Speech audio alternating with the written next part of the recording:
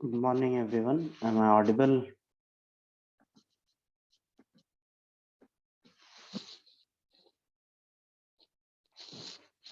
Hello, am I audible?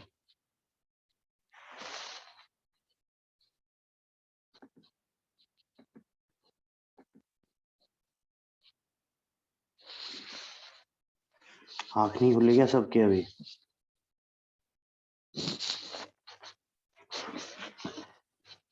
Okay, तो ये कुछ ये होमवर्क दिया था, एक्सरसाइज 1B हो गया क्या?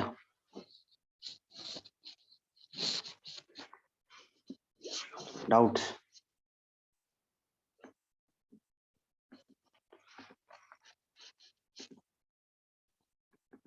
One B question number 14.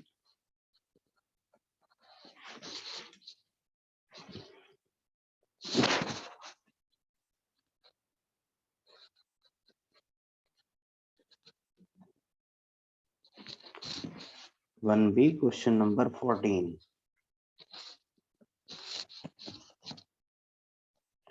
It says number of 3-digit numbers having only 2 consecutive digits identical is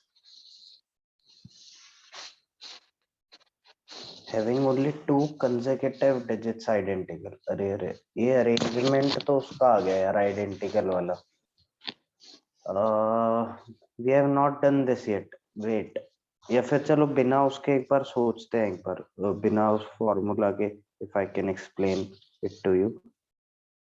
3-digit number है having only 2 consecutive digits identical.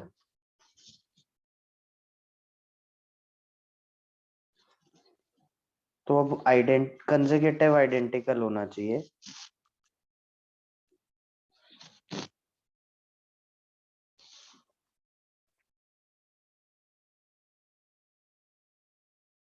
मतलब अगर जैसे ये x, ये x, ये y,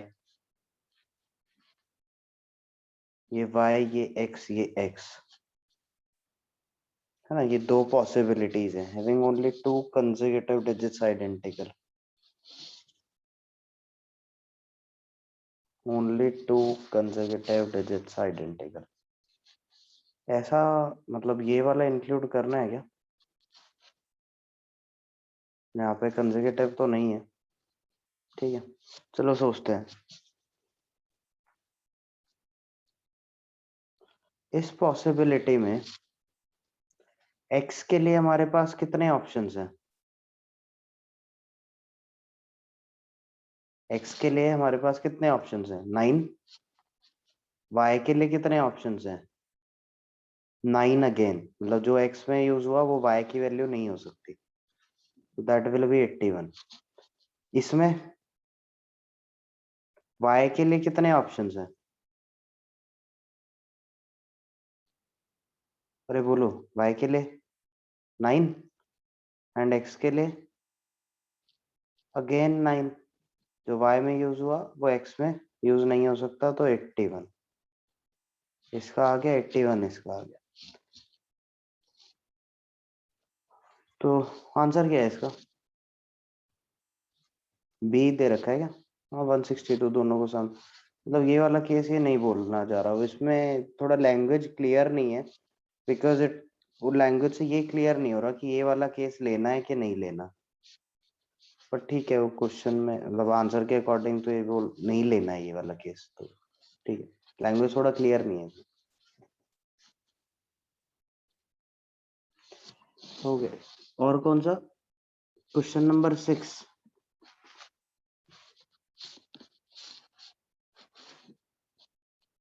number of 6-digit number. यार ये चैप्टर में ना जो जो होमवर्क मिल रहा है साथ के साथ करते जाओ ना, क्योंकि ये चैप्टर तभी इस पे होल्ड तभी बनेगा जब रेगुलरली करोगे.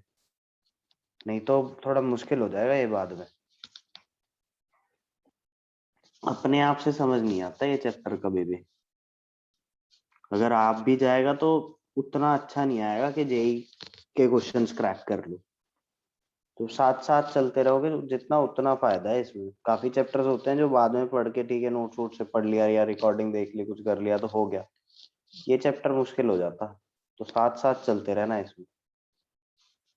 The number of six-digit number that can be found from the digits 1, 2, 3, 4, 5, 6 and 7 so that digits do not repeat and the terminal digits are even. देखो 1 2 3 4 5 6 7 में even कौन कौन से हैं 2 4 6 and odd 1 3 5 7 1 3 5 7 ठीक है. एक 6 डिजिट नंबर मेरे को बनाना है जिसमें से बोल रहा है digits do not repeat, repetition not allowed है और टर्मिनल डिजिट्स मतलब ये वाले ये इवन होने चाहिए. तो इसके पास कितने ऑप्शन, 3 ऑप्शन, 2 4 6 में से कोई सा भी. इसके पास 2 ऑप्शन, जो 2 इधर यूज हो गया अगर तो यहाँ 4 और 6. ठीक है, फिर बाकी तो भाई कोई भी है चलेगा ना. तो इसके पास कितने ऑप्शंस बोलो, 2 यूज हो चुके हैं इधर और इधर तो इसके पास 5, इसके पास 4, इसके पास 3 एंड इसके पास 2. तो ये आंसर आ जाएगा. कितना आ गया ये 5432 120 और 720. ठीक है जी.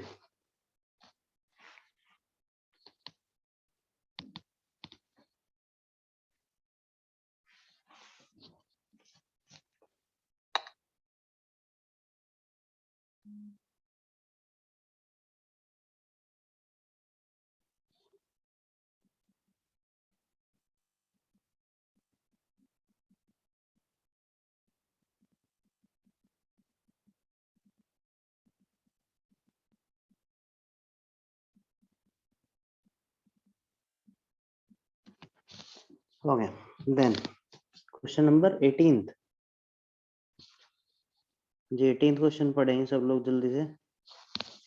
number of numbers of 4 different digits that can be made from that can be framed from the digits of the number 1 2 3 5 6 such that the number are divisible by 4.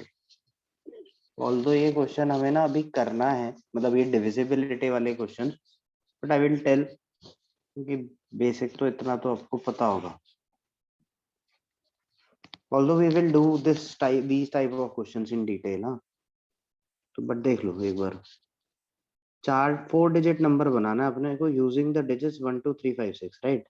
एक 4 डिजिट नंबर बनाना है. ठीक है, using digits 1 2 3 5 6 such that the numbers are divisible by 4. देखो number divisible by 4 के लिए क्या चाहिए होता है अपने को कि लास्ट 2 डिजिट डिविजिबल बाय 4 होना चाहिए है ना. Number found by last 2 digits should be divisible by 4. तो इसके लिए अपने पास क्या क्या पॉसिबिलिटीज है 1 2 3 5 6 के लिए. एक तो है देखो 1 1 टू 12 है ना, और क्या हो सकता है 1 के साथ 16, 2 के साथ और 2 1 नहीं, 2 2 नहीं, 2 3 नहीं, 2 5 नहीं, 2 6 नहीं, कोई भी नहीं. 3 के साथ 3 1 नहीं, 3 2, 3 6. 5 के साथ 5 1 नहीं, 5 2, हाँ 5 2 ना,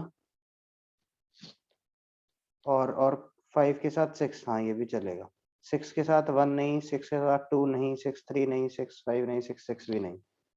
तो ये 1 2 3 4 5 6, तो टोटल 6 ऑप्शन है हमारे पास ये लास्ट 2 डिजिट्स के लिए.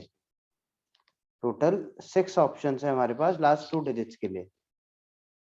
और इसमें क्या दिया हुआ है, एक सेकंड कहाँ गया question number 18. Number of 4 different digits that can be, number of 4 different digit चाहिए ना. ठीक है, तो यहाँ पे टोटल अपने पास 5 ऑप्शंस हैं, 5 अवेलेबल डिजिट्स हैं जिसमें से 2 हम यहाँ यूज कर लेंगे. तो इसके पास 3 ऑप्शन बचेंगे एंड इसके पास 2. तो 3 इंटू 2 इंटू 6 दैट इज 36. ठीक है, क्लियर है क्या.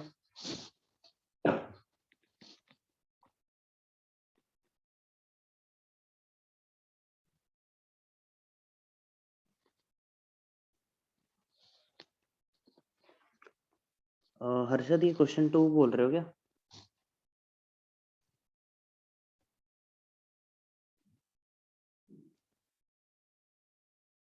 Question number 2 okay. Question number 2. Number of natural numbers from 1000 to 9999, 1000 to 9099, both inclusive. that do not have all 4 different digits is, क्या करें इसमें बताओ? that do not, question number 2 पढ़ेंगे सब लोग, question number 2 1b, question number 2, number of natural number from 1000 to 9999। देखो यहाँ पे एक्चुअली में 4 डिजिट नंबर की बात कर रहा है, 1000 से लेके 9, जितने भी 4 डिजिट नंबर है वो इसी रेंज में होंगे, यस और नो? जितने भी 4 डिजिट नंबर है वो इसी रेंज में होंगे ना, इसके अलावा तो और कोई 4 डिजिट नंबर नहीं होगा। 1000 से जस्ट नीचे 3 डिजिट एंड 9999 से जस्ट ऊपर 5 डिजिट। तो ये बोलना चाह रहा है कि भाई 4 डिजिट के कितने नंबर्स हैं जिसमें which do not have all 4 different digits. तो क्या करेंगे? Total minus all different digits, total minus all different digits कर दें क्या? सही है क्या? अरे बोलो, total minus all 4 different digits कर दें? तो बस यहाँ पे टोटल कितना, टोटल कितना बोलो जल्दी? 9 into 10 into 10 into 10, 9000 minus all different digits 9 into 8 into, नहीं 9 इंटू 9 इंटू 8 इंटू 7, सही है? 9987, राइट?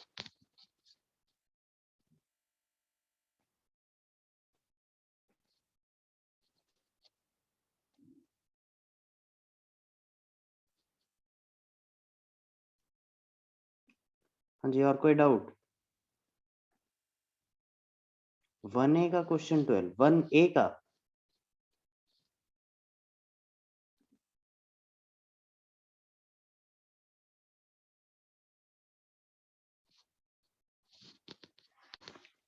वन ए का question 12, how many numbers consisting of 5, जल्दी से देखें सब लोग, how many numbers consisting of 5 digits can be form, 5 digit का नंबर बनाना है, ठीक है?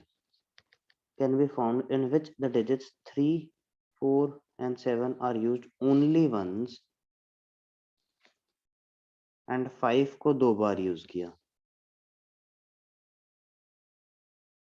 3 4 and 7 are used only once and the digit 5 is used twice। ये क्वेश्चन दिया था क्या मैंने? दिया था ये?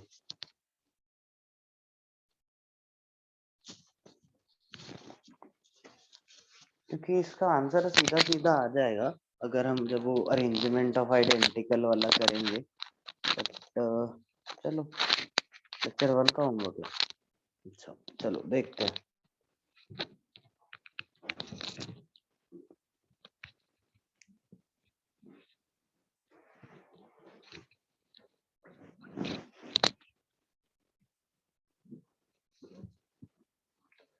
यहाँ क्या करते हैं, देखो 5 है ना, 5 ये यहाँ पे अपना क्या है कि अगर मान लो 5 डिजिट नंबर बनाना है, अब अगर मान लो ये 5 की जगह 2 होता तो सीधा सीधा मैं 5 फैक्टोरियल बोल देता,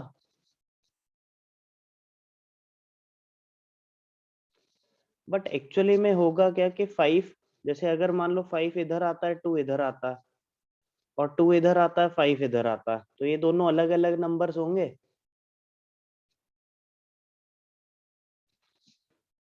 बट अभी क्या है, ये 5 है और इस 5 को मैं चेंज करके ऐसा 5 5 और ये वाला 5 बाद में लिख दूं और ये पहले लिख दूं, क्या ये दोनों अलग होंगे? सेम ही होंगे ना ये दोनों। तो एक्चुअली में तो टोटल 5 फैक्टोरियल नंबर्स है, उसका डिवाइडेड बाय 2 कर दो,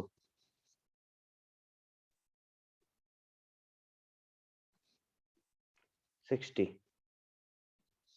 क्योंकि ये दो चीजें हैं, जब 5 और 2 इंटरचेंज हो रहे हैं तो वो अलग अलग नंबर्स दे रहे हैं, बट अब वो 2 की जगह मैं 5 ही लिख दूं तो जो 5 और 5 जब इंटरचेंज होंगे वो अलग नंबर नहीं देंगे, वो सेम ही नंबर देंगे। 5 और 5 को इंटरचेंज करोगे कोई फर्क पड़ेगा? नहीं पड़ेगा। तो दोनों 5 के इंटरचेंज होने पे सेम नंबर आएगा। दैट मीन्स 5 फैक्टोरियल में वो जो दो अलग अलग काउंट हो रहे थे वो हमें उनको एक ही काउंट करना, तो डिवाइड बाय 2।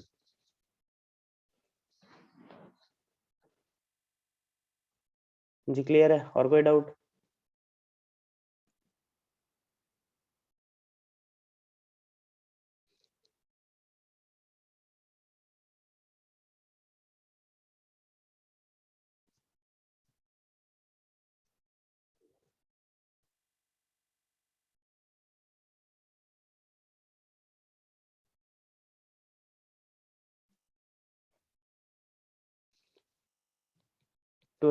कौन सी एक्सरसाइज हर्षद? 1B ना? 1A? 1A का 22।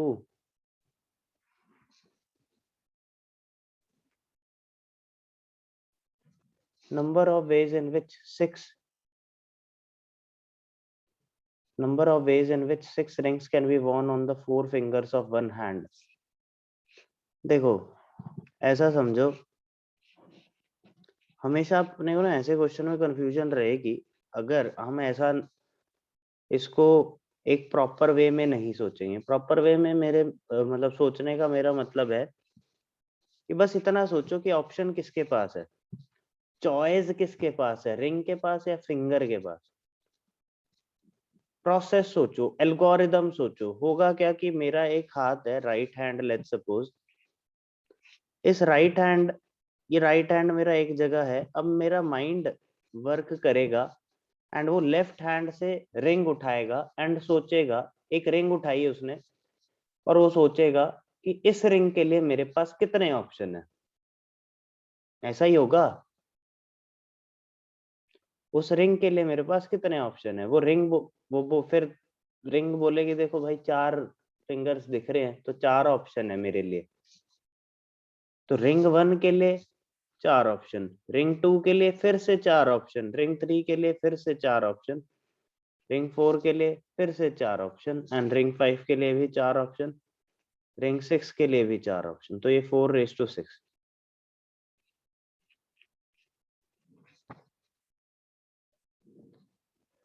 अब क्वेश्चन ये कि सर रिंग के पास ऑप्शन क्यों है, फिंगर के पास क्यों नहीं है? पहली बात तो ये थोड़ा सा लॉजिकल है ही, खैर रिंग के पास ऑप्शन है फिंगर के पास नहीं है। दूसरा, इसको एक और मेथड मतलब तरीके से एक और वे में समझते हैं इसको कि रिंग के पास ही ऑप्शन क्यों है। देखो इम्पोर्टेंट क्या है, रिंग पहनना या हर एक रिंग को मुझे फिंगर में डालना इम्पोर्टेंट है या हर एक फिंगर में रिंग को डालना इम्पोर्टेंट है? मतलब मेरे कहने का कि भाई रिंग को यूटिलाइज करना है, हर एक रिंग को यूटिलाइज करना है या हर एक फिंगर को यूटिलाइज करना है?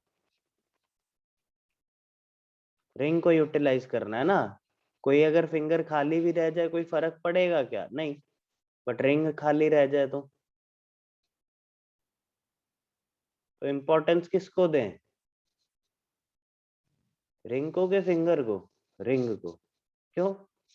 रिंग को यूटिलाइज करना जरूरी है, हर एक रिंग को यूटिलाइज करना जरूरी है। फिंगर अगर कोई खाली रह जाए फर्क नहीं पड़ेगा, रिंग नहीं खाली होनी चाहिए भाई। रिंग पहनानी है, वो फालतू वेस्ट जाएगी नहीं तो, है ना। ठीक है, ऐसा भी सोच सकते हो कि कौन इम्पोर्टेंट है।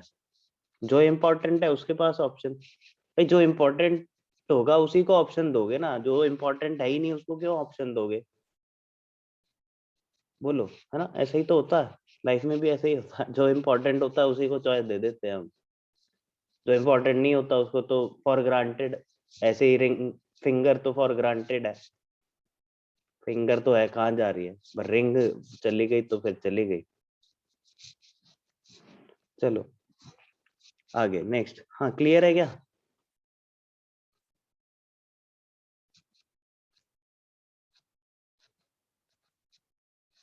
हाँ जी 23। In how many ways can 4 prizes be distributed among 3 students if each student can get all the 4 prizes. अब बताओ क्या इंपॉर्टेंट है यहाँ पे, प्राइज के स्टूडेंट? प्राइज है ना, प्राइज।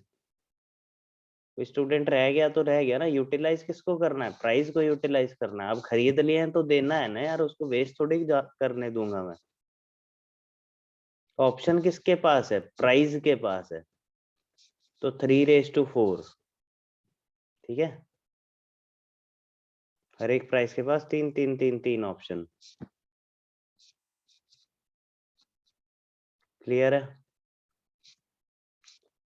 अच्छा, इसका क्या मतलब है, जो लास्ट स्टेटमेंट इसमें लिखी है, each student can get all the 4 prizes, मतलब चारों प्राइस एक ही स्टूडेंट के पास जा सकते हैं, तभी हर एक प्राइस के पास 3 ऑप्शन है, राइट? अगर एक प्राइस जैसे मैंने मान लो फर्स्ट स्टूडेंट को दे दिया, तो दूसरे प्राइस के लिए वो फर्स्ट स्टूडेंट का ऑप्शन अभी भी खुला है, उसको दे सकते हैं। तीसरे प्राइस के लिए भी, फोर्थ प्राइस के लिए भी, मतलब एक ही स्टूडेंट को दे सकते हैं सारे के सारे, तभी हर एक प्राइस के पास तीनों ऑप्शन अवेलेबल रहेंगे हमेशा। फिर 24th में देखो, in how many ways 3 letters can be posted in 4 letter boxes. तो यहाँ क्या इंपॉर्टेंट है? हाँ हर्षद बोलो, किसका यूटिलाइज होना जरूरी है, लेटर का कि लेटर बॉक्स का?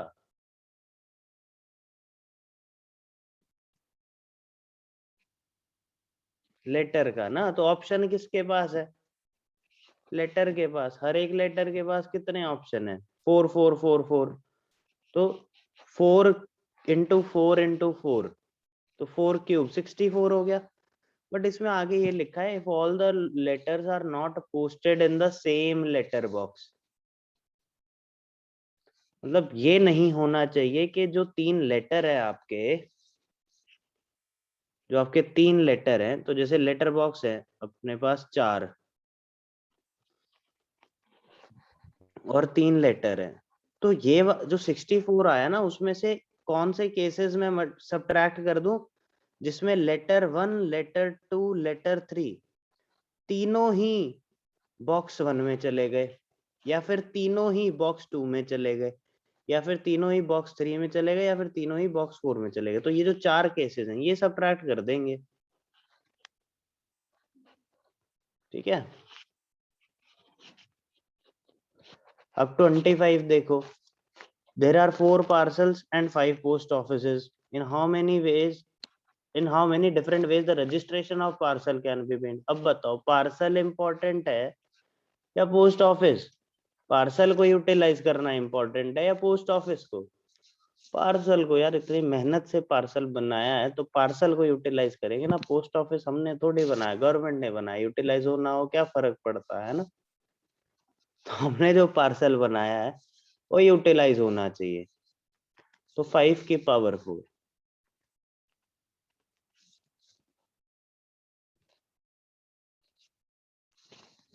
क्लियर है? अब कोई डाउट?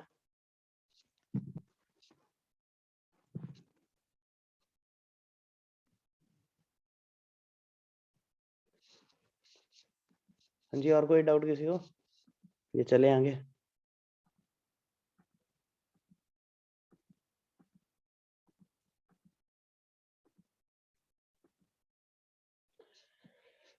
ठीक है जी, चलो आगे फिर करते हैं अपन।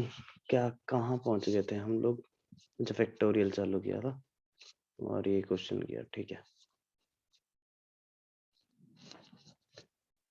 चैप्टर कैसा लग रहा है?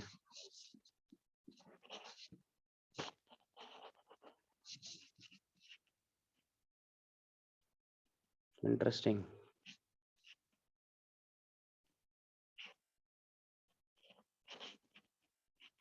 अच्छा चैप्टर है ना, मेरे को भी बहुत अच्छा लगता है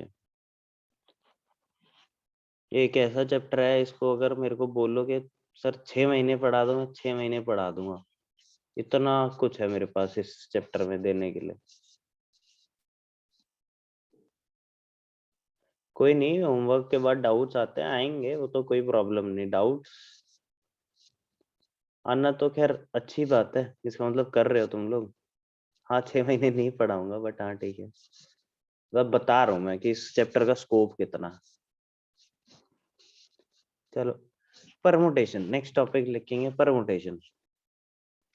पहले तो इसकी डेफिनेशन लिखो, then will try to understand what does that mean. So write down arrangements in definite order.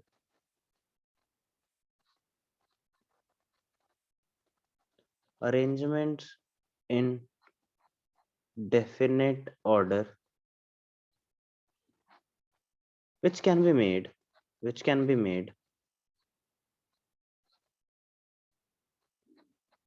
by taking some or all of the objects at a time. All of the objects at a time. Some or all of the objects at a time.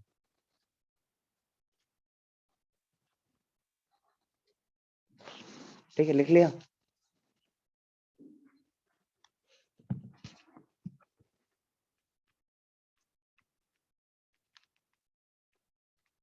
मुझे लिखा ना, चले आगे समझाऊं। देखो, arrangements इन definite order,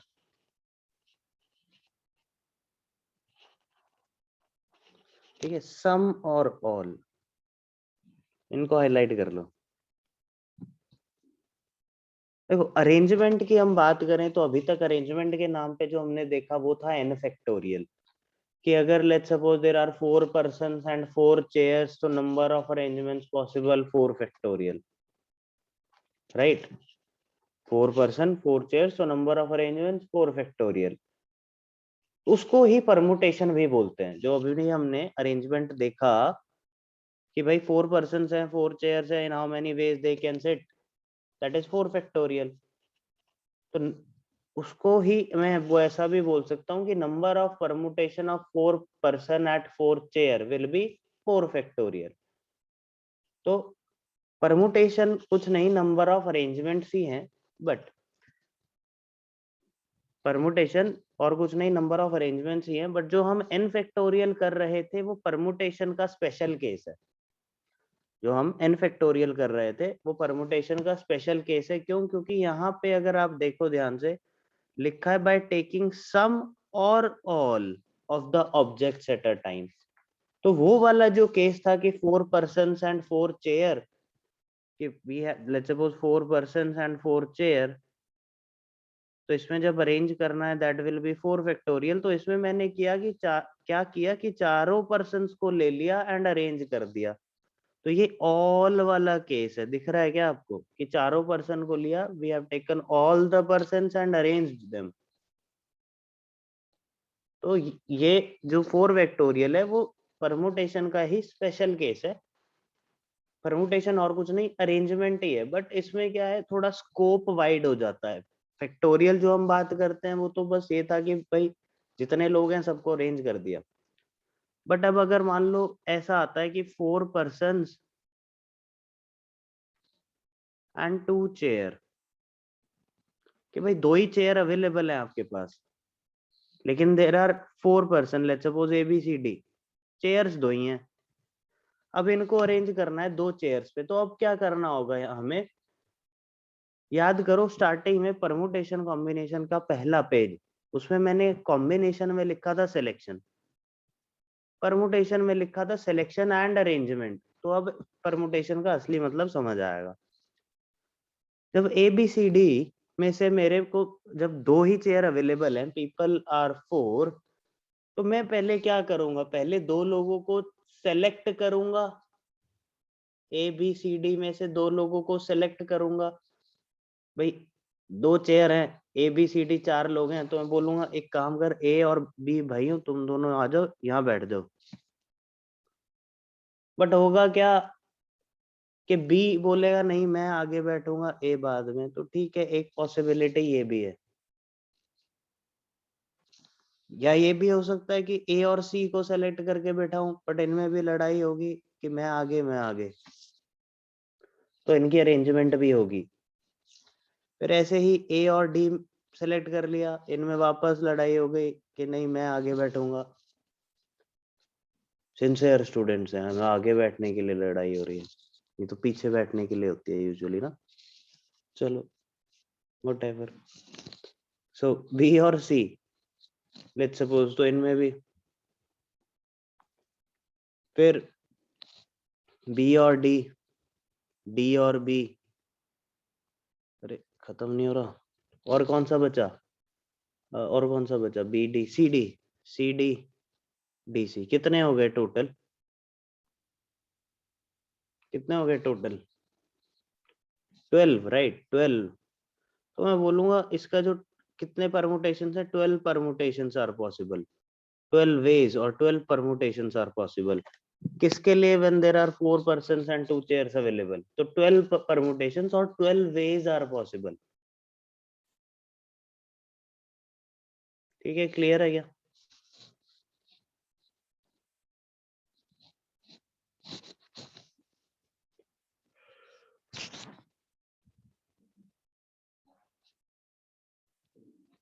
लिख लो जल्दी से।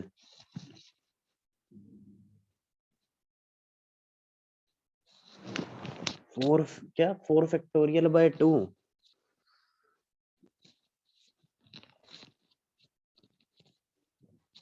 या 4 फैक्टोरियल बाय 2 फैक्टोरियल बोलो? 2 फैक्टोरियल भी तो 2 ही होता।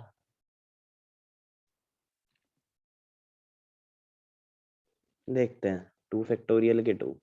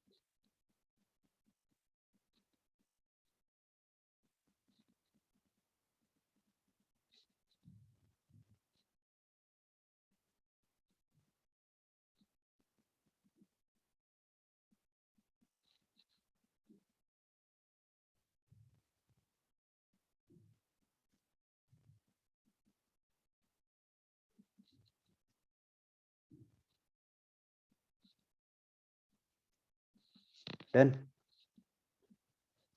ठीक है। अब इसको जनरलाइज करते हैं कि परमुटेशन के लिए कोई फॉर्मूला है क्या? डायरेक्ट कर सकते हैं क्या, या हर बार ऐसे लगे रहेंगे काउंट करने में?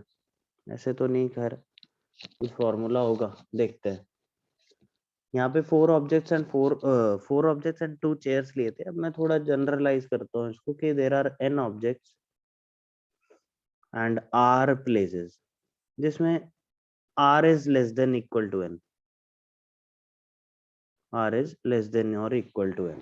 ठीक है, number of object number of places से ज्यादा है, इक्वल भी हो सकते हैं, लेस देन और इक्वल टू एन लिया है क्योंकि उसमें ऑब्वियसली क्या था, सम और ऑल, सारे के सारे ऑब्जेक्ट्स भी साथ में हम ले सकते हैं, वो भी अपने पास ऑप्शन अवेलेबल होगा। ठीक है, तो मैं क्या करूंगा, see there are r places ना, r places, so first place, second place, third place, fourth place, fifth place, and so on till rth place। So first place, second place, third place, fourth place, fifth place and rth place। ठीक है, तो यहाँ पे, अच्छा यहाँ पे मैं place को इम्पोर्टेंस दे रहा हूँ, क्यों? पर्सन को नहीं दे रहा, प्लेस को दे रहा हूँ, क्यों? क्यों भाई?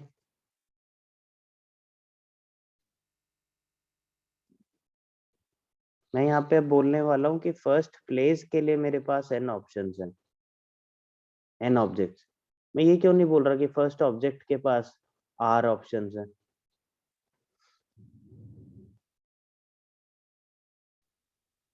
Sitting is important, not who is sitting, बिल्कुल सही, क्योंकि यहाँ पे कौन बैठे वो फर्क नहीं पड़ता, वो तो हम यहाँ पे चेंज करना है अपने को ना।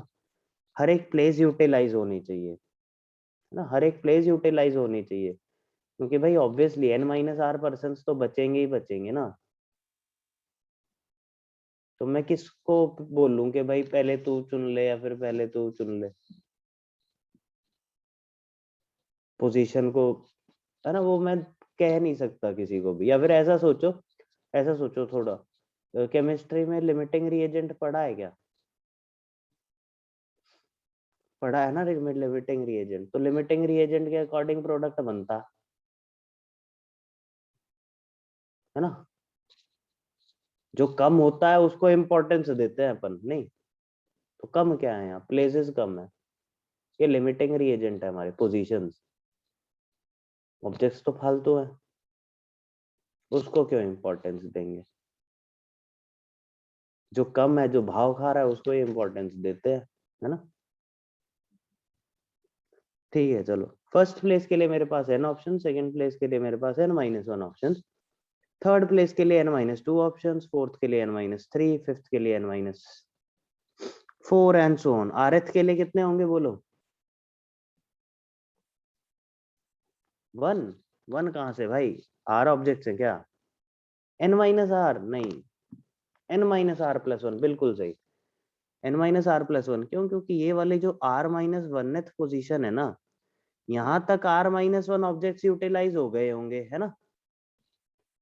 यहाँ तक ये r-1 प्लेसेस है यहाँ तक, तो यहाँ तक r-1 ऑब्जेक्ट्स यूटिलाइज हो चुके होंगे। तो इस पोजीशन के लिए मेरे पास कितने बचेंगे? n-r-1, that is n-r+1, correct. सही है। तो बस नंबर ऑफ अरेंजमेंट्स क्या आ गए, ये सब का मल्टीप्लीकेशन।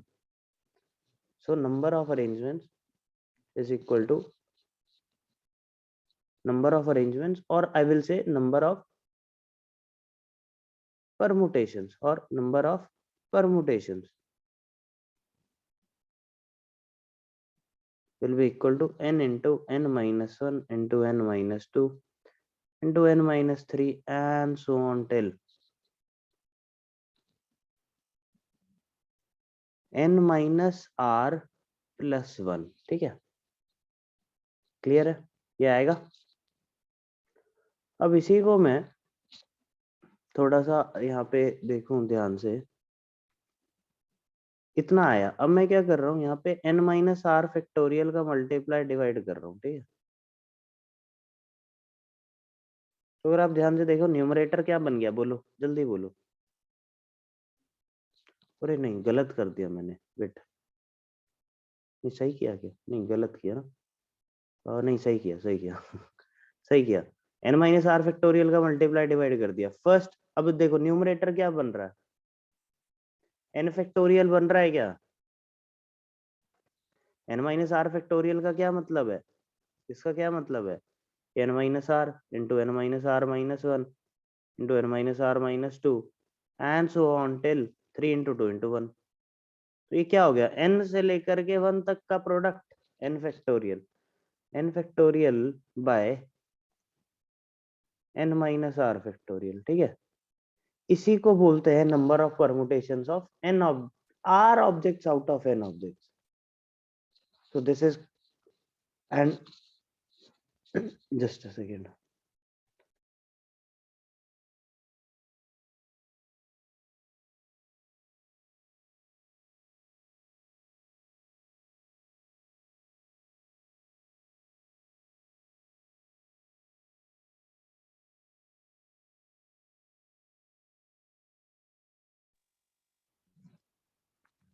हाँ जी, तो इसी को बोलते हैं number of permutations of r objects out of n objects. ये क्या है, नंबर ऑफ परमुटेशंस और अरेंजमेंट्स,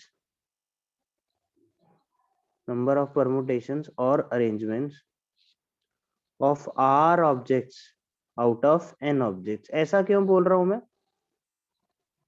क्योंकि मैंने यहाँ पे क्या किया, r ऑब्जेक्ट्स का ही अरेंजमेंट किया है ना, बाकी n-r तो खाली रह गए, उनको तो पोजीशन मिली ही नहीं, प्लेस मिली ही नहीं, राइट। तो उसमें से r ऑब्जेक्ट्स का ही अरेंजमेंट हुआ है, and this is called as, or this, I would say this is represented as NPR, number of permutations of R out of N। जैसे यहाँ पे अगर आप देखो, अगर मैं इसको देखूं कि भाई ये जो सारी पॉसिबिलिटीज हैं, हर एक पॉसिबिलिटी, ये जो 12 आई थी, इसको मैं ऐसे भी निकाल सकता था कि 4p2, we have to arrange 2 out of 4, so that will be 4 factorial by 4 minus 2 factorial, that means 4 factorial by 2 factorial, which is 24 by 2 to 12. ठीक है, क्लियर है क्या?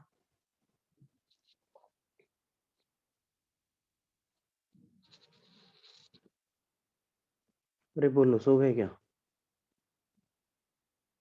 यस, सो गया। हाँ सर्वेश, जो क्लियर है।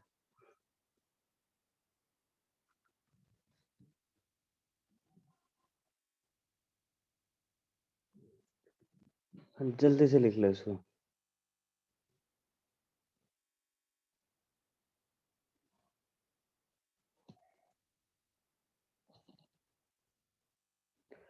अब जो उस इसमें डेफिनेशन में याद करो क्या था, नंबर ऑफ परमुटेशन, ये परमुटेशन क्या होता है, number of arrangements by taking some और ऑल। अगर हम सबको लेंगे, इफ वी टेक ऑल, तो उस केस में टेकिंग ऑल, तो उस केस में क्या होगा, permutations npn, that will be n factorial by n minus n factorial, that will be n factorial by 0 factorial, that will be n factorial by 1 और n factorial। और logically भी यही होता है ना, 4 पर्सन को 4 सीट्स 4 चेयर्स पे arrange करना है, तो कितना आता है, 4 फैक्टोरियल, राइट, है ना।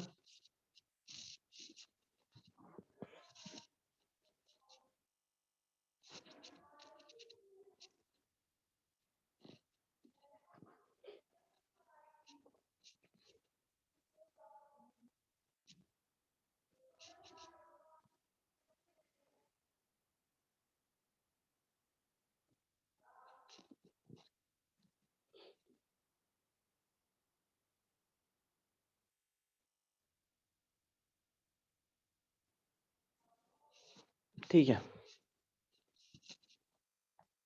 आगे चलते हैं। देखो इस चैप्टर में we have 2 major things, arrangement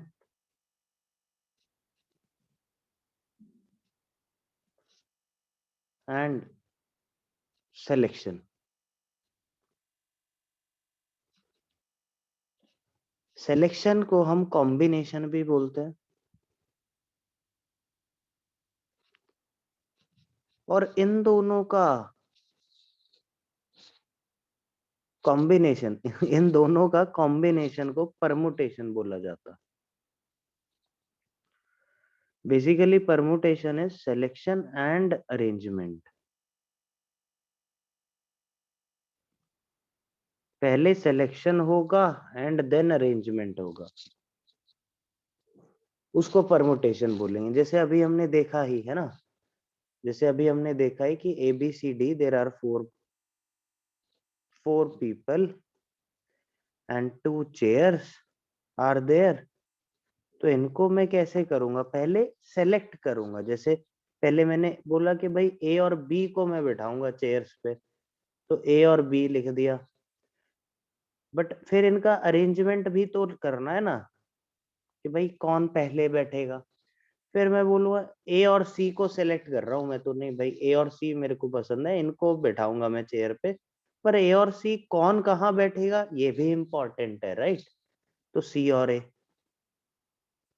फिर ऐसे ही A और D, D और A, फिर B और C, B और C और B, and so on. Totally 12 आए थे, राइट, ऐसा।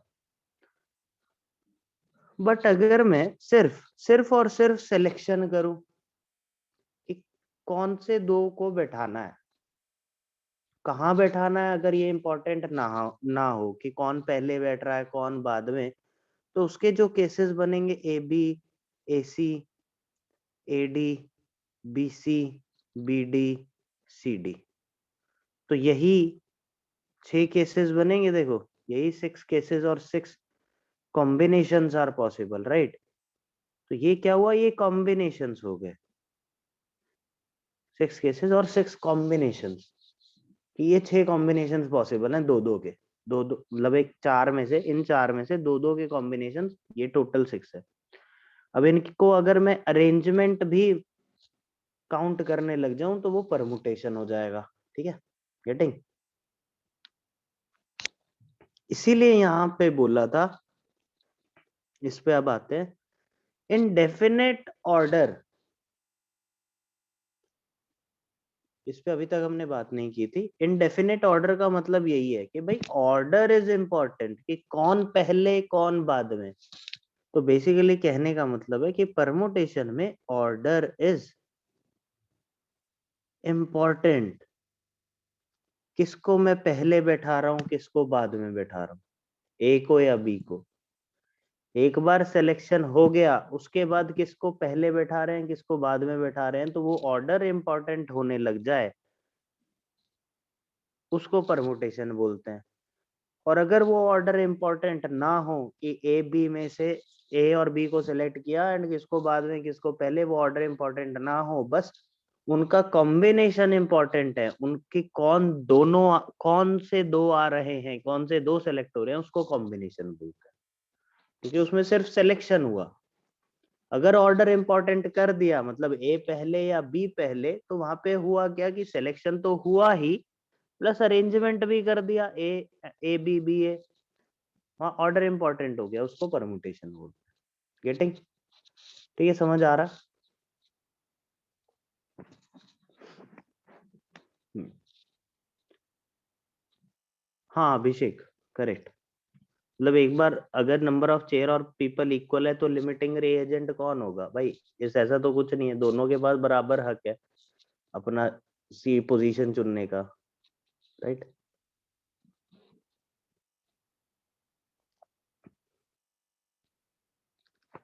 Okay,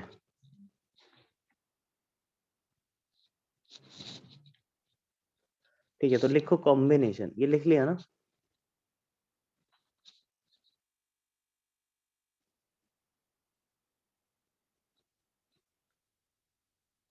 combination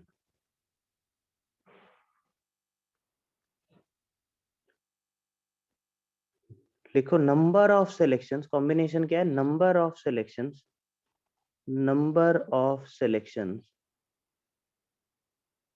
which can be made by taking some or all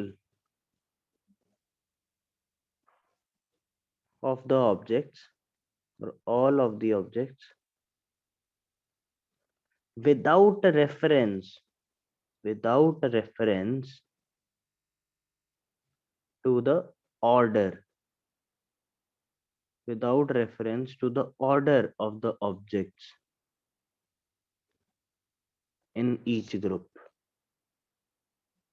in each group। ये वही लिखा जो अभी मैंने समझाया कि ये क्या है। पहली बात, नंबर ऑफ सिलेक्शंस है which can be made by taking some or all without reference to the order।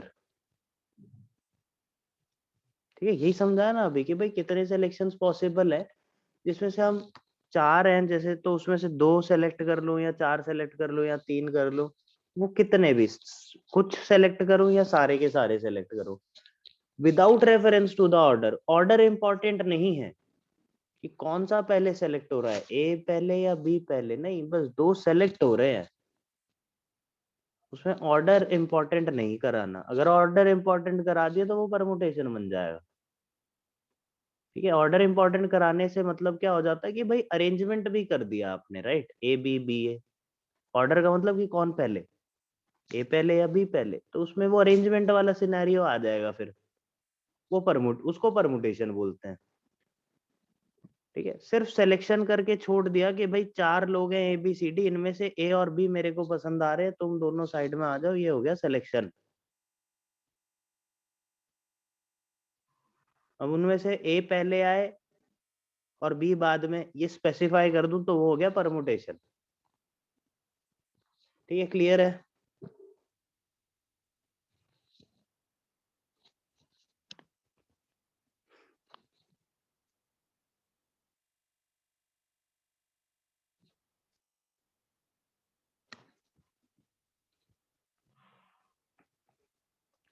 अब जैसे let's suppose ABCD, there are four objects. हाँ, four different objects हैं. If I have to select one out of them, तो क्या क्या combinations possible हैं? A, B, C, D. Four combinations, right? 4 combinations possible है. If we have to select 2 out of them, तो कौन कौन से combinations possible है? AB, AC, AD, BC, BD, CD. कितने total? 6 combinations are possible इस case में. If let's suppose we have to select 3, तो ABC, BCD, CDA, DAB. और कोई है क्या? बोलो, और कोई 3? नहीं, बस यही 4 combinations possible है. And if let's suppose we have to select 4, तो एक ही combination ABCD सारे के सारे select कर लिए. ठीक है, एक combination. अब इसमें जो combination और permutation की बात जो मैं कर रहा था, जैसे let's suppose we have to select 2, तो उसमें AB और BA, अगर मैं इन दोनों को देखूं, तो ये these are two different permutations. These are two different permutations, but same combination. Combination A B और बी एक ही है, सेम ही है, पर परमुटेशन ये दो अलग अलग है. ठीक है, क्योंकि यहाँ अरेंजमेंट, अगर मैं अरेंजमेंट मतलब ऑर्डर कंसीडर ही ना करूं, तब उसको कॉम्बिनेशन बोलते हैं. A B B A same combination है, बट ए बी और बी ए दो अलग परमुटेशन है. ठीक है, बहुत ही बेसिक सी चीजें, इस पे मैं बहुत फोकस कर रहा हूँ, बिकॉज बेसिक एकदम अपना फाउंडेशन स्ट्रांग रहेगा ना, ये चैप्टर अपना बहुत ही आराम से निकलेगा, एकदम मक्खन. बेसिक फाउंडेशन स्ट्रांग रखते हैं.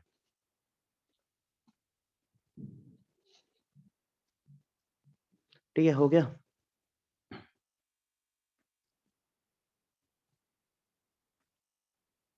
तो ये फर्स्ट पॉइंट था. यहाँ पे number of selection which can be made by taking some और all of the objects without reference to the order of the objects in each group. Each group से मेरा मतलब ए बी ए सी, ये एक एक ग्रुप है. ये एक ग्रुप, ये दूसरा ग्रुप, ये तीसरा ग्रुप, हर एक ग्रुप में ऑर्डर कंसीडर नहीं करना. ठीक है, इसी में लिख लो, although we have discussed this, but एक बार इसको लिख लो ताकि नोट्स में आपके बना रहे. But when we start considering the order or arrangement within the group, कौन सा ग्रुप जो सेलेक्ट किया है, कौन सा ग्रुप जो सेलेक्ट किया है within the group, then it is called, बोलो, then it is called,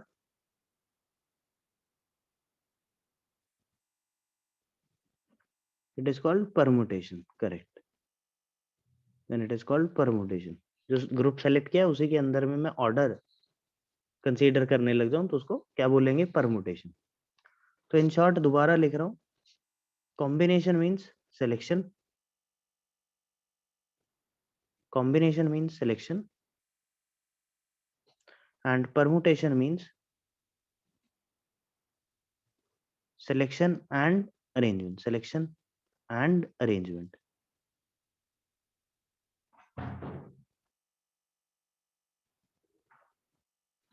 Selection and arrangement.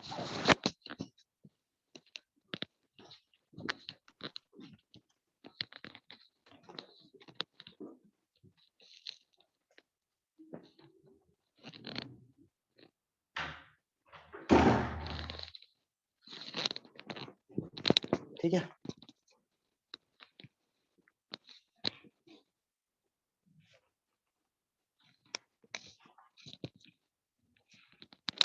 अब जैसे लेट्स सपोज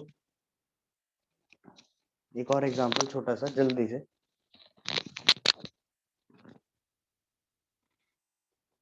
जैसे let's suppose we have to select 3 letters from English alphabet.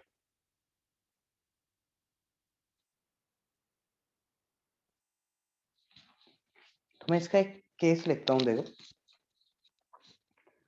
ABC, ACB, BCA, BAC, CAB, CBA। अगर इनको मैं देखूं तो these are 6 permutations and how many combinations?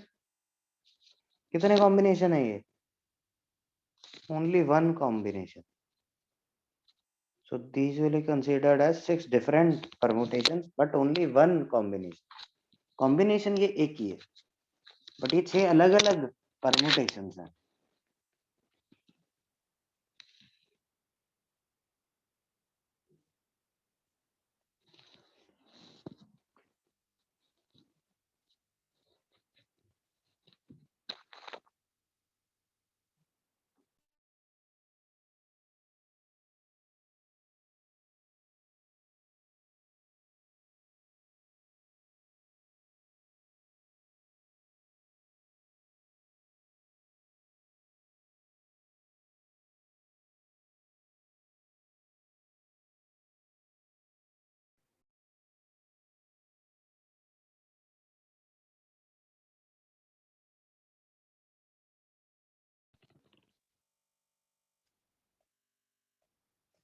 Okay.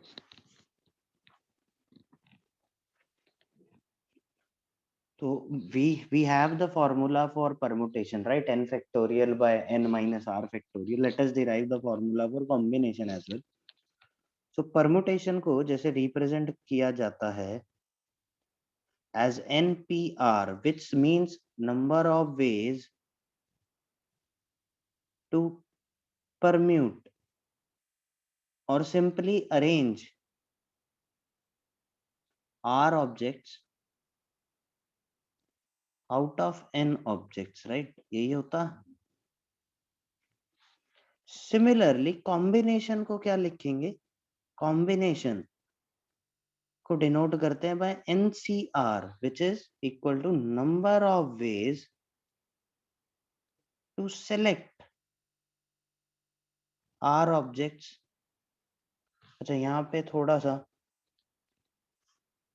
मैं एक चीज और मेंशन कर रहा हूँ, number of ways to permute और arrange r objects out of n different objects. ठीक है, ये मेंशन कर लो, डिफरेंट जरूरी है। अगर डिफरेंट नहीं होंगे तो वो एनपीआर नहीं होगा। आइडेंटिकल ऑब्जेक्ट्स के लिए अलग तरीके से देखते हैं, वो बाद में हम देखेंगे। Similarly number of ways to select r objects out of n different objects. ठीक है, different objects. Now we know that permutation is equal to selection and arrangement। किसका arrangement? किसका arrangement? जो select किए हैं उनका, है ना? जो select किए हैं उनका arrangement। So that means can I say that NPR will be equal to selection NCR and multiply, and का मतलब multiply है ना, simultaneous occurrence है। पहले सिलेक्शन किया एंड अरेंजमेंट। अरेंजमेंट किसका? ये जो आर सेलेक्ट किए है ना, इन्हीं का ही तो अरेंजमेंट। कितने वेज में? आर फैक्टोरियल वेज में। So from here I can say that nCr will be equal to nPr by r factorial, or simply I can say that nCr is equal to n factorial by r factorial into n minus r factorial. ठीक है, clear है? ये use तो करते आ रहे थे अभी तक हम, क्योंकि बायनोमियल में भी यूज किया होगा, बट पता नहीं था कि क्या आता कैसे है।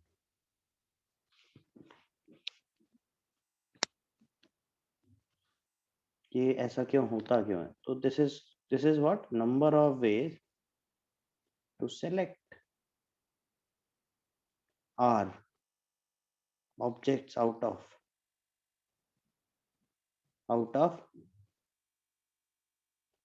N different objects. डिफरेंट मतलब अलग अलग हैं, एकदम एक जैसे नहीं दिखते दोनों, डिफरेंशिएट किया जा सकता है दोनों के बीच।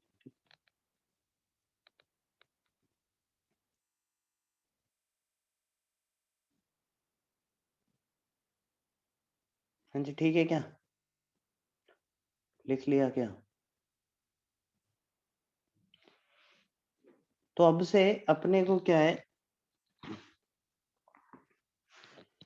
कभी भी ये चीज एकदम दिमाग में बैठा लो, कभी भी एनपीआर का फॉर्मूला हम यूज नहीं करेंगे।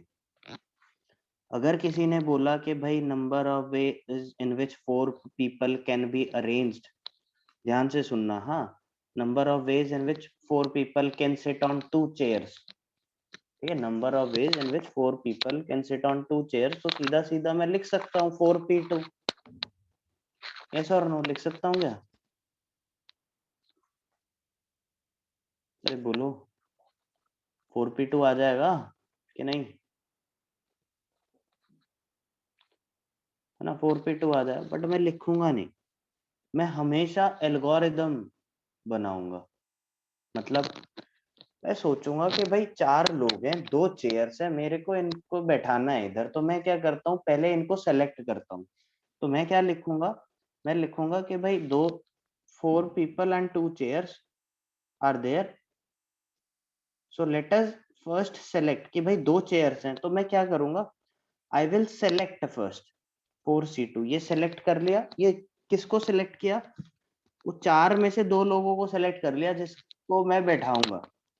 अब उनको सेलेक्ट कर लिया, अब उनकी अरेंजमेंट कर देता हूँ इंटू 2 फैक्टोरियल। तो मैं हमेशा ऐसे सोचूंगा अब से, 4p2 एकदम सही है, कोई प्रॉब्लम नहीं है, बट मैं ऐसे सोचूंगा नहीं। रीजन रीजन ये है कि जब तक हम ऐसे एकदम ब्रेक करके नहीं सोचेंगे तो अच्छे क्वेश्चंस नहीं होंगे। अभी से हमें आदत बनानी है, एक एक जितना ज्यादा हो सके उतना एल्गोरिदम को ब्रेक डाउन करने की, ऐसी आदत बनानी। तो एक एक स्टेप पे अपने को करना है कि भाई होगा क्या कि सिलेक्शन होगा एंड देन उनका अरेंजमेंट होगा। Instead of directly writing NPR, मैं एनसीआर इंटू आर फैक्टोरियल ही लिखूंगा हर बार। ठीक है, दिमाग में बैठा लो, ये बहुत फायदा होगा।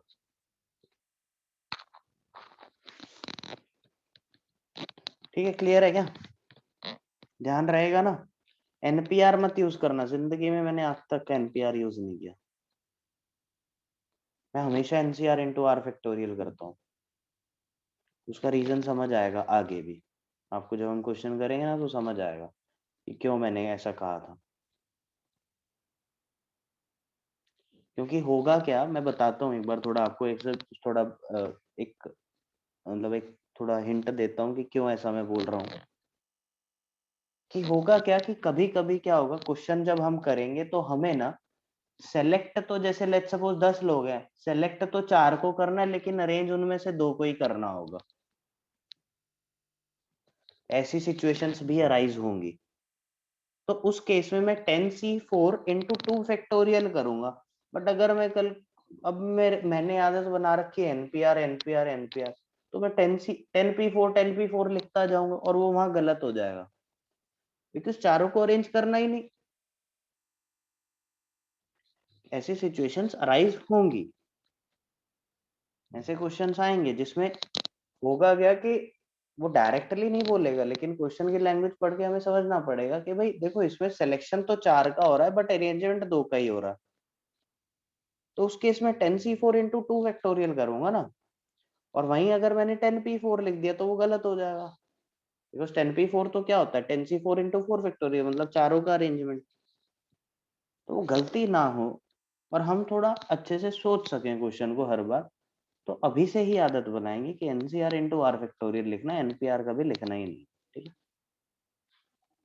It is highly recommended not to use NPR, highly recommended. ठीक है, जो अच्छे क्वेश्चंस में ना गड़बड़ करोगे फिर।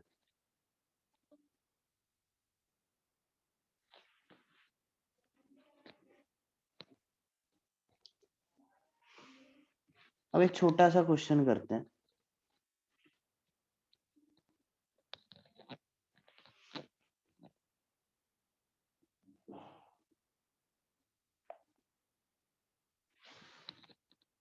इसका यूज बहुत ही सिंपल सा क्वेश्चन, ऐसा क्वेश्चन हमने पहले किए हैं।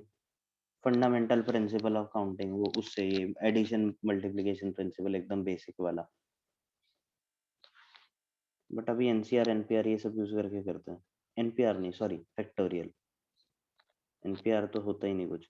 Find total number of 4 digit numbers which can be formed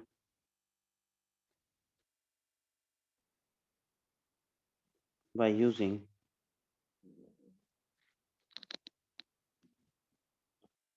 9 7 5 3 1। Bracket में लिखना repetition not allowed, RNA repetition not allowed. बताओ आंसर क्या आएगा, सोचो।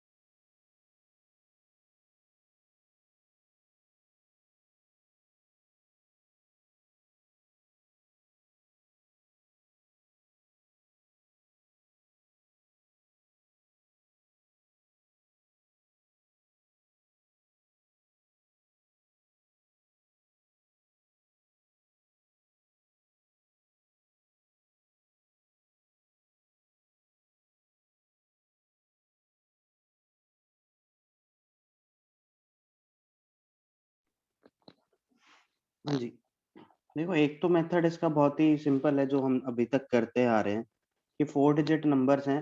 तो 97531 अपने पास 5 डिजिट्स अवेलेबल है, तो इसके पास 5 ऑप्शन, इसके पास 4, इसके पास 3 एंड इसके पास 2। आंसर को मल्टीप्लाई कर दो, आंसर विल बी 520।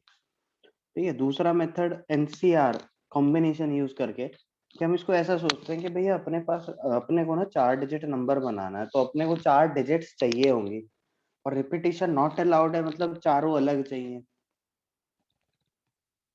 ठीक है। और अवेलेबल कितनी है अपने पास? 5। 97531 अवेलेबल है 5।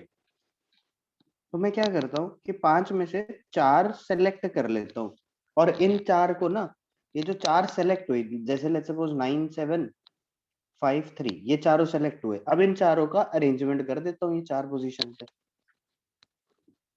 ठीक है,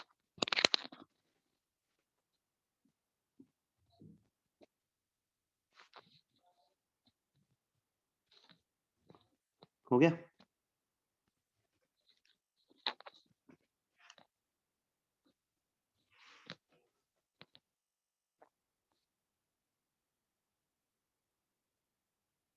इसमें रिपीटिशन क्यों नहीं होता? ये तो क्वेश्चन में दिया हुआ है ना, रिपीटिशन नॉट अलाउड।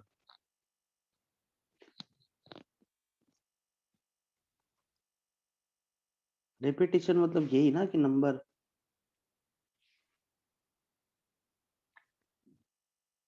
एनसीआर में मतलब समझा नहीं, जस्ट प्लीज अनम्यूट योरसेल्फ, एक बार बताओ क्या कहना चाह रहे हो।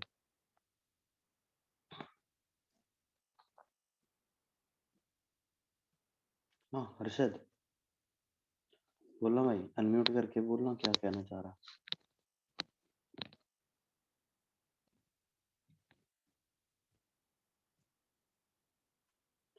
एनपीआर में रि- क्या लिखा है? रिपीटिशन लिखा है, क्या लिखा है? एनपीआर में रिपीटिशन नहीं होता। कौन सा रिपीटिशन? तो किस चीज का रिपीटिशन?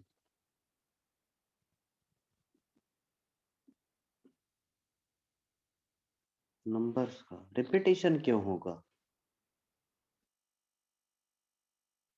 मतलब आपको क्यों लगता है कि रिपीटिशन होगा?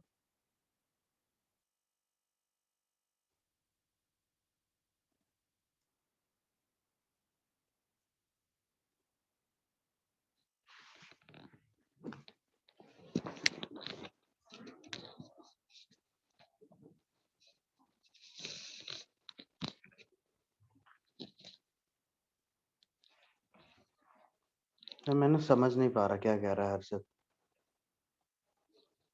एक बार प्लीज थोड़ा वो उसको अनम्यूट करके बोलेगा तो आई गेस मैं समझ पाऊंगा क्या कहना चाह रहा। Sir for the same question will the formula change if there is repetition of numbers? हाँ रिपीटिशन होगा तो बहुत कॉम्प्लिकेटेड हो जाएगा, ये अपने को केसेस लेने पड़ेंगे। We will do those questions as well, थोड़ा वेट करो। सेकंड मेथड में देखो हो क्या रहा है कि ये 5 नंबर्स थे, इनमें से मैंने 4 सेलेक्ट किए क्योंकि 4 डिजिट नंबर बनाना है। तो 4 सेलेक्ट किए 5C4 वेज में। एक बार वो चारों सेलेक्ट हो गए, जैसे लेट्स सपोज 9753 सेलेक्ट हो गए, ठीक है। ये एक्चुअली 5C4 ने किया क्या, 5C4 ने सारे पॉसिबिलिटीज काउंट कर ली। जैसे 9753 एक पॉसिबिलिटी काउंट कर ली इसने, एक पॉसिबिलिटी का काउंट कर ली 9751, एक 9531, देन 7531, और कौन सा रहे, हाँ 9731। ये पांच, ये 5C4 को अगर कैलकुलेट करोगे 5 आएगा। तो ये 5 है ना, ये पांचों पांच, ये पांच, ये सारी की सारी पॉसिबिलिटीज काउंट हो गई 5C4 में। और हर एक पॉसिबिलिटी के लिए इसकी अरेंजमेंट कितनी, 4 फैक्टोरियल, इसकी 4 फैक्टोरियल, इसकी 4 फैक्टोरियल, इसकी 4 फैक्टोरियल और इसकी भी 4 फैक्टोरियल। तो हुआ क्या कि हमने ये काउंट करके ऐसा एक एक करके काउंट किया, 5 इसकी जगह 5C4 लिख दिया, इनटू हर एक सिलेक्शन के करस्पॉन्डिंग कितने अरेंजमेंट्स, कितने नंबर बनेंगे, 4 फैक्टोरियल, है ना। इन सब की अरेंजमेंट करते जाओ, 9753, 7953, 5397, ये सब टोटल 4 फैक्टोरियल आएंगे, right.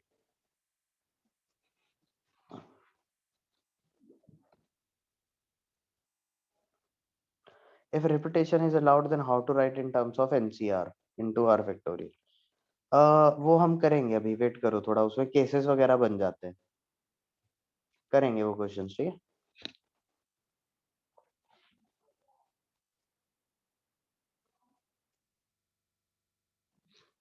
Okay next question.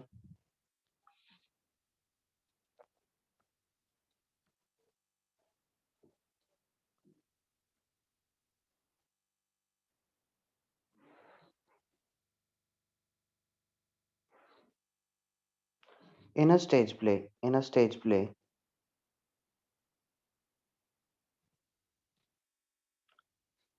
The caste consists of 5 members of a royal family, of a royal family, of a royal family, 15 soldiers, 15 soldiers, and 30 peasants, and 30 peasants. In how many ways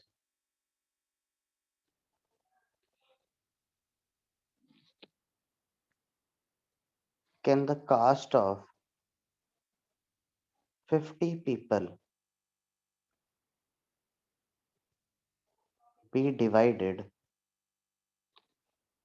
among these three groups? Among these three groups.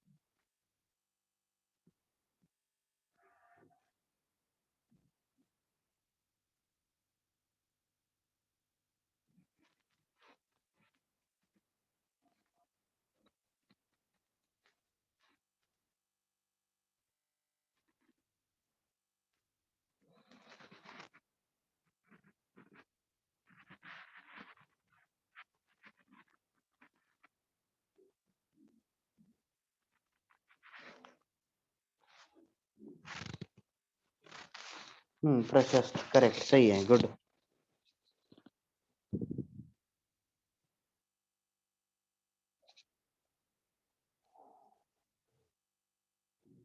नहीं Sarvesh, not correct.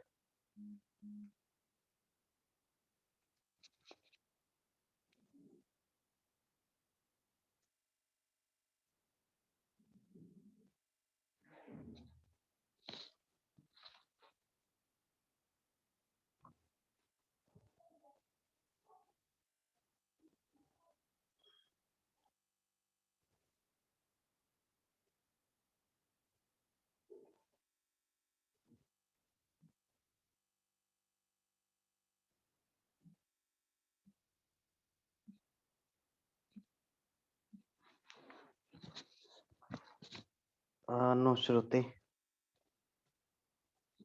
Ishan not correct. देखो यहाँ पे total 50 people are there, right?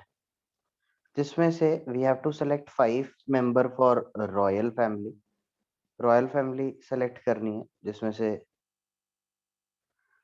5 होने चाहिए वो लोग. Soldier select करने हैं, वो 15 होने चाहिए. एंड पीजन सेलेक्ट करने हैं, ये 30 होने चाहिए. तो in total there are 50, right? 50 ही है. तो मैं क्या करता हूँ भाई, 50 लोग हैं अपने पास, तो भाई royal family, soldier and pigeon select करने हैं. तो एक काम करता हूँ, 50 में से 5 लोग चुन लेता हूँ और बोलता हूँ तुम 5 लोग साइड हो जाओ और तुम लोग क्या बनोगे, रॉयल फैमिली के मेंबर. ये 5 साइड हो गए, बचे 45 मेरे पास. अब 45 में से मैं 15 को सेलेक्ट करता हूँ और बोलता हूँ तुम लोग, तुम 15, तुम सोल्जर्स. अब बचे मेरे पास 30. वो 30 में से 30 सेलेक्ट करके बोलता हूँ तुम लोग पीजेंट्स. सही है क्या? बस आ गया आंसर. यहाँ अरेंजमेंट करनी है क्या? नहीं, अरेंजमेंट क्यों करूंगा मैं? सिलेक्शन ही तो चाहिए भाई. 5 रॉयल फैमिली के सिलेक्शन, 15 सोल्जर एंड 30 पीजेंट्स. कोई फैक्टोरियल फैक्टोरियल नहीं आएगा यहाँ पे. सब काफी लोगों ने फैक्टोरियल फैक्टोरियल मल्टीप्लाई कर दिया, क्यों करे? और यहाँ पे देखो एक ये भी लिखा है, 2-3 ने आंसर दिया है ये वाला. देख लो एक बार सब लोग. ऐसा लिखा 50C5 × 5 फैक्टोरियल.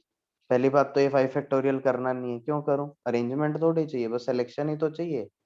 किस बात का अरेंजमेंट होगा? कोई अरेंजमेंट नहीं ना। और फिर क्या लिखा है, एक और गलती कि +45C 15 × 15 फैक्टोरियल +30C 30 × 30 फैक्टोरियल। एक गलती तो ये कर दी, फैक्टोरियल फैक्टोरियल मल्टीप्लाई कर दिया, दूसरी गलती कर दी ये प्लस। प्लस क्यों भाई? और वाला ऑप्शन है क्या? और मतलब या तो रॉयल फैमिली सेलेक्ट करो, या फिर सोल्जर सेलेक्ट करो, या फिर पीजेंट सेलेक्ट करो, ऐसा है क्या? नहीं, रॉयल फैमिली सेलेक्ट करनी है, एंड सोल्जर सेलेक्ट करने हैं, एंड पीजेंट सेलेक्ट करने हैं। गेटिंग?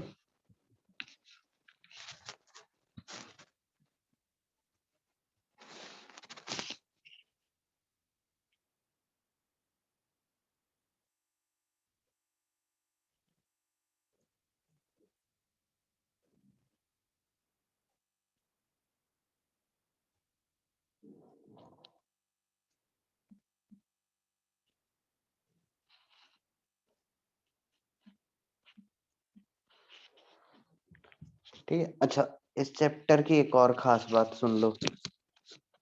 जितना इम्पोर्टेंट है यहाँ पे सही आंसर, मतलब जितना इम्पोर्टेंट यहाँ पे ये है ना कि सही आंसर क्या है, ये पता होना जितना जरूरी है, उससे ज्यादा जरूरी है कि कोई आंसर अगर किसी ने गलत दिया तो वो गलत क्यों है।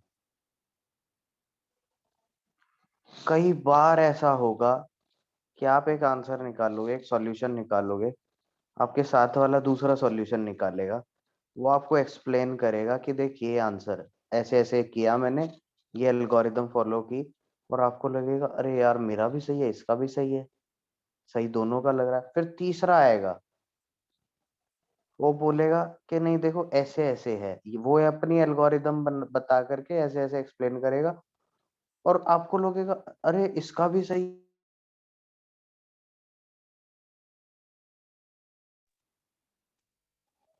ऐसा बहुत बार होगा कि आपको तीन चार लोग सॉल्यूशन बताएंगे और सबके सब सही लगेंगे, बट सबका आंसर अलग आ रहा होगा, बट मेथड सबका सही लगेगा आपको।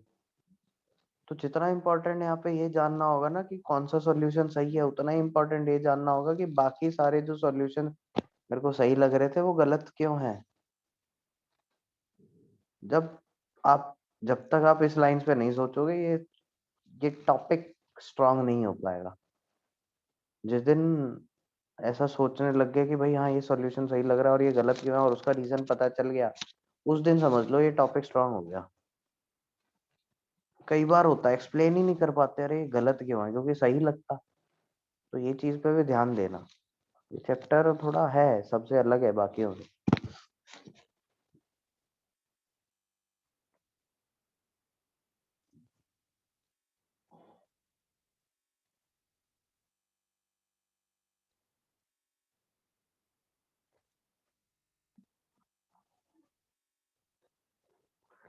ठीक है,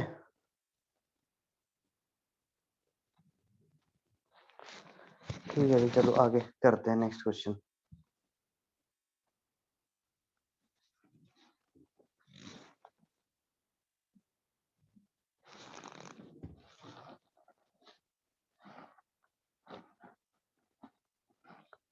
A basketball a basketball coach must select two attackers and two defenders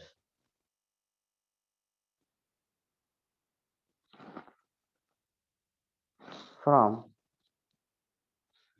among three attackers and five defenders.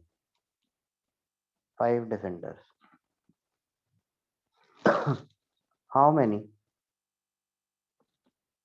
different combinations can he select?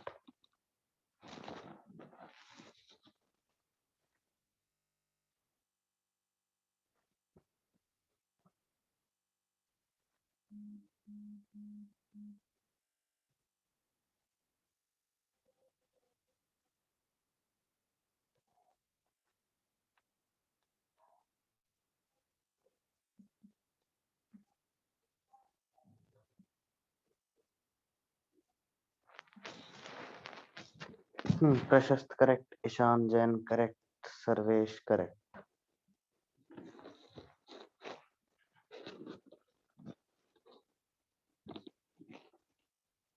तो सिंपल है, कुछ नहीं है इसमें, सीधा सीधा है। आपके पास 3 अटैकर्स हैं, उसमें से 2 सेलेक्ट करने हैं। 5 डिफेंडर्स हैं, उसमें से 2 सेलेक्ट करने हैं।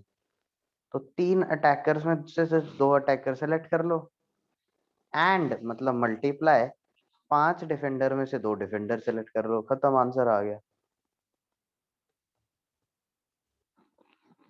ठीक है, क्लियर है क्या? सिंपल है।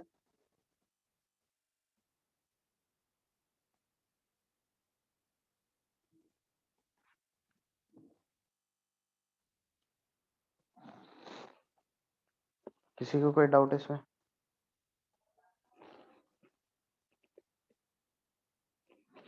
ठीक है, चलो next question. A group of students consist of 4 boys and 5 girls. Find the number of ways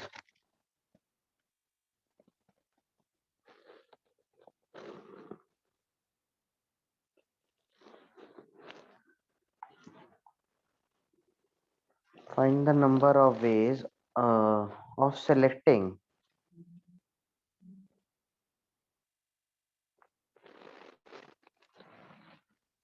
a team of at least 3 boys and at least 4 girls.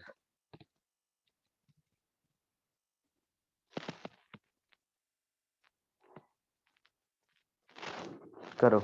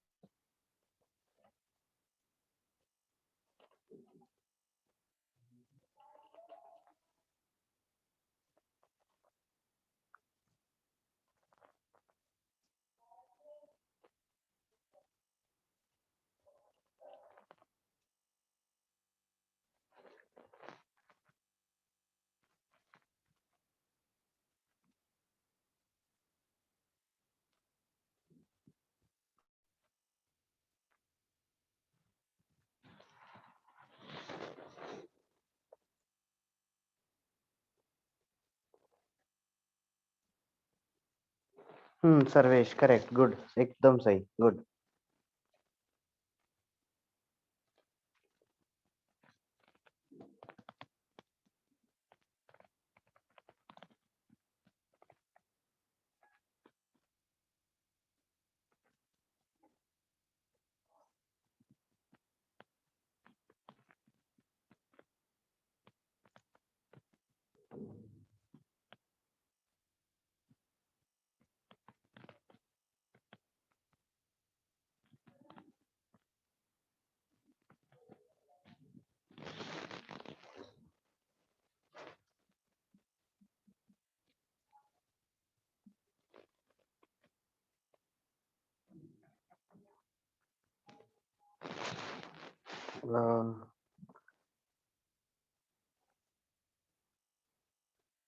हाँ ठीक है ईशान, करेक्ट, सही है।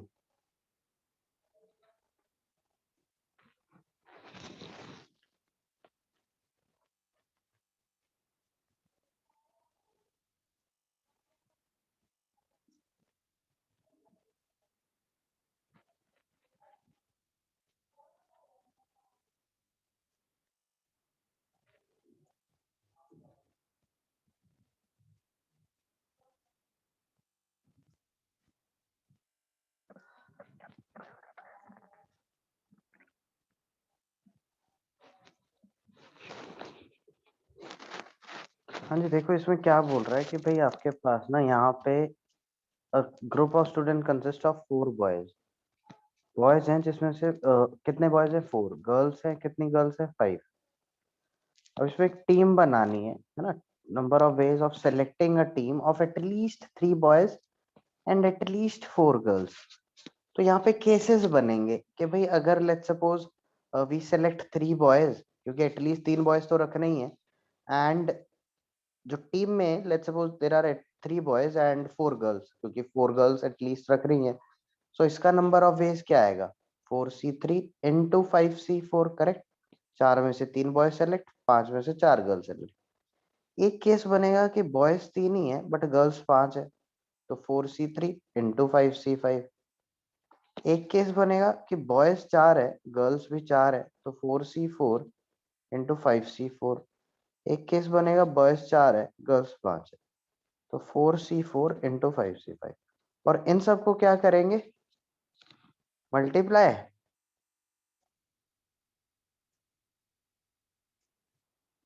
या add. Add, because either this will happen or this will happen और this will happen और this will happen, है ना। या तो आप एस ये कॉम्बिनेशन सेलेक्ट करोगे, या फिर ये, या फिर ये, या फिर ये, और सो add. So will just add them, the answer will be 4c3 into 5c4 plus 4c3 into 5c5 plus 4c4 into 5c4 plus 4c4 into 5c5। so that will be the final answer, ठीक है।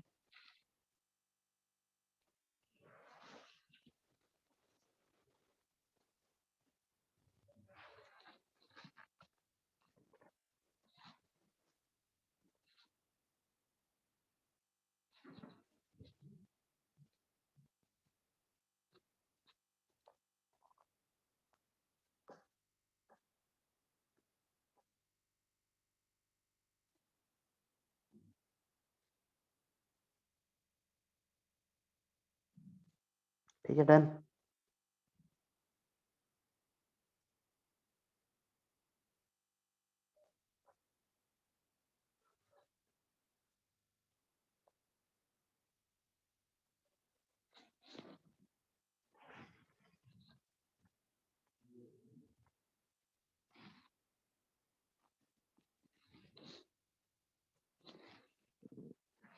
Okay, next question.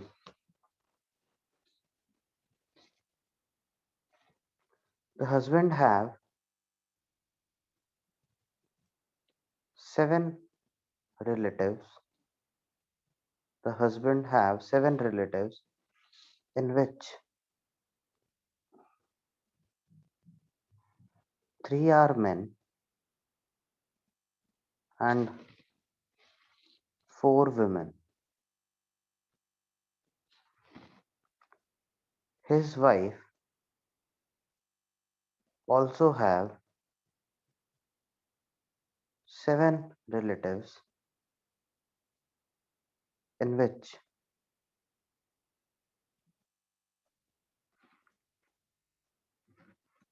4 are men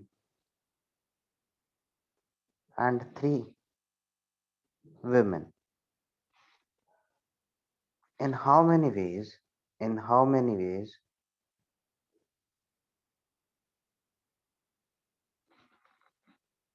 they can invite? They can invite 3 men and 3 women at a dinner party, at a dinner, when 3 relatives are of husband,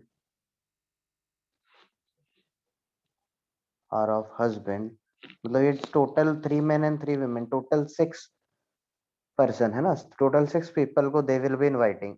उसमें से जिनको invite कर रहे हैं ना, total 6, 3 men and 3 women, उन 6 में से 3 should be the relatives of husband and 3 of his wife। करो, सोचो, केसेस बनाओ।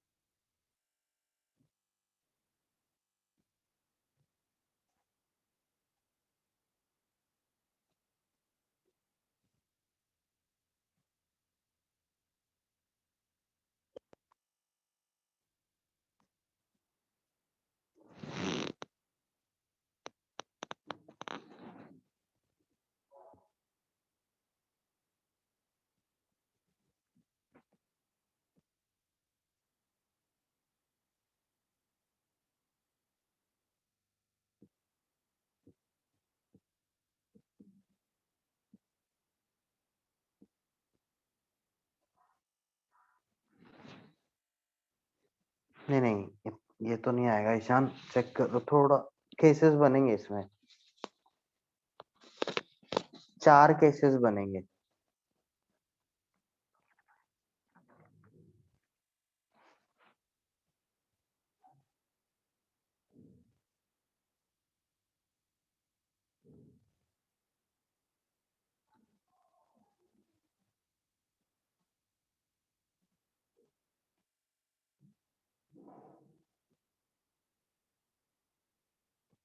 बिल्कुल सही सर्वेश, एकदम सही, गुड, बहुत बढ़िया, गुड सर्वेश।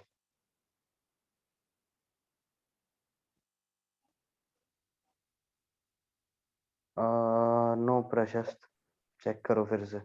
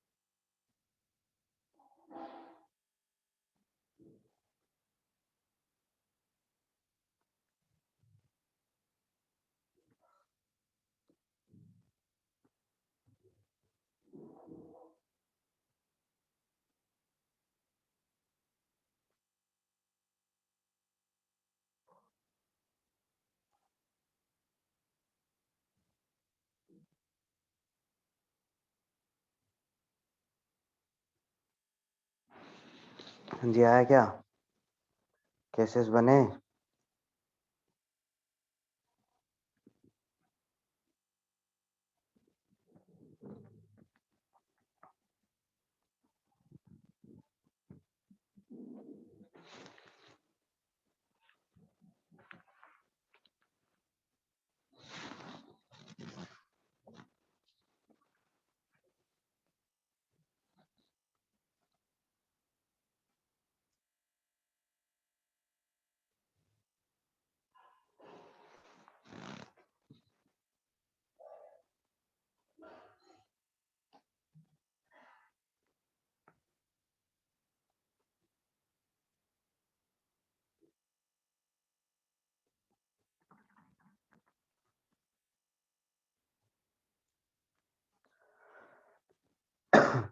4 केसेस होंगे, 4 केसेस होंगे।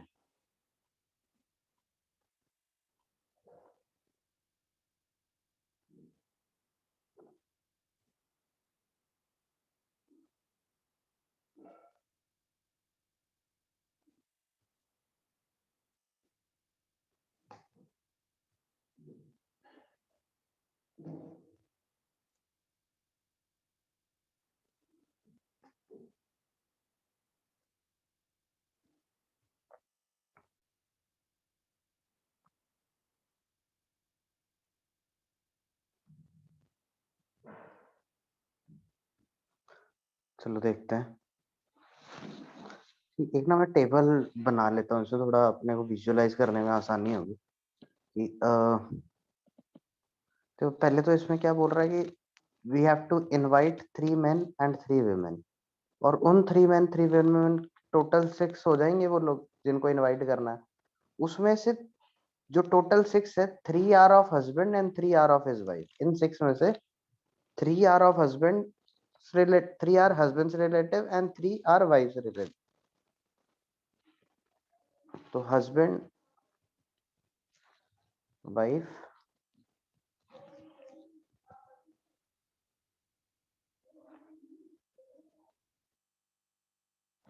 ठीक है। अब हस्बैंड के जो रिलेटिव्स, एक तो मेन कितने में है, हस्बैंड के मेन रिलेटिव्स 3 है ना टोटल, एंड women आर 4।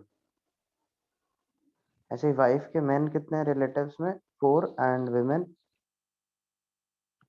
3। ठीक है। केसेस बनाते हैं देखो। अब अगर लेट्स सपोज एकदम एक्सट्रीम केस, अच्छा देखो जैसे लेट्स सपोज हस्बैंड के जो रिलेटिव्स है मेन, और उसमें से x1 नंबर ऑफ मेन को इनवाइट किया, y1 नंबर ऑफ वुमेन को इनवाइट किया, x2 नंबर ऑफ मेन इधर से इनवाइट हुए और y2 इधर से। तो what do we want, we want is x1 plus y1 should be 3, right. ये तो बोला 3 are of husband's relatives. Similarly x2 plus y2 should also be 3, मतलब इन दोनों का सम भी 3 आना चाहिए। 3 are of wife's, 3 are wife's relatives. And साथ ही में इनवाइट 3 मेन, तो x1 प्लस x2 भी 3 होना चाहिए, एंड y1 प्लस y2 भी 3 होना चाहिए, correct. 3 men and 3 women invite करने हैं। ठीक है, इतना क्लियर है। 3 relatives of husband, 3 relatives of wife, 3 main, 3 women जो इनवाइट किया है। ठीक है। तो केसेस क्या क्या बनेंगे देखो। केस एक बनेगा कि भाई ये 3, अगर ये 3 है तो अब हस्बैंड के और कोई रिलेटिव्स को हम इनवाइट नहीं कर सकते, तो ये 0 होगा। And since 0 women are invited from here, तो 3 women will be invited from here, और 3 men invited from here, तो 0 men from here। अगर ये 2 होगा तो ये 1 होगा, क्योंकि हस्बैंड का जो टोटल है वो सम 3 आना चाहिए। एंड 2 मेन यहाँ से इनवाइट हो गए, तो 1 men फ्रॉम हेयर। एंड 1 ये है, तो वाइफ के जो टोटल रिलेटिव्स है दैट शुड बी 3, तो ये 2 होना चाहिए। तो देखो ये और ये भी 3 आ रहा है ना, women टोटल women इनवाइटेड। ठीक है। और केस क्या बनेगा, और केस बन सकता है कि ये 1 तो ये 2, ये 2 तो ये 1, और ये 1 तो ये 2। हाँ जी, देखो समझ आ रहा है क्या। और क्या बन सकता है कि ये 0, ये 0 तो ये 3, अच्छा ये 3 है तो ये 3, ओ सॉरी 0, और ये 0 तो ये 3, देखो ये भी सम 3 आ रहा है, तो ठीक है। और कोई केस, और कोई केस बनेगा क्या। नहीं, हम एक्सट्रीम से एक्सट्रीम पर आ गए हैं, है ना। और कोई केस नहीं बनेगा। सो आंसर क्या आएगा देखो।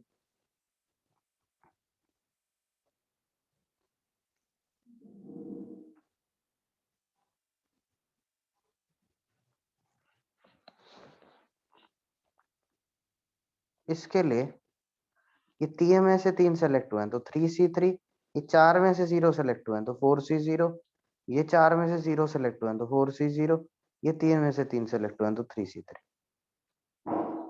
And this plus 3c2 into 4c1, ये चार में से एक सेलेक्ट हुआ ना, एंड इंटू 4c1 चार में से एक सेलेक्ट हुआ, into 3c2, this will be 3c1 into 4c2 into 4c2 into 3c1। इसके लिए 3c0 into 4c3 into 4c3 into 3c0। और इन सबको क्या करूंगा, ऐड या सब्ट्रैक्ट, वो सॉरी ऐड या मल्टीप्लाई,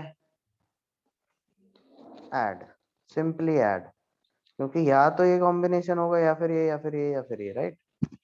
और केस है, ठीक है, लिख लो, देखो कहीं पे कोई डाउट है तो जस्ट लेट मी नो।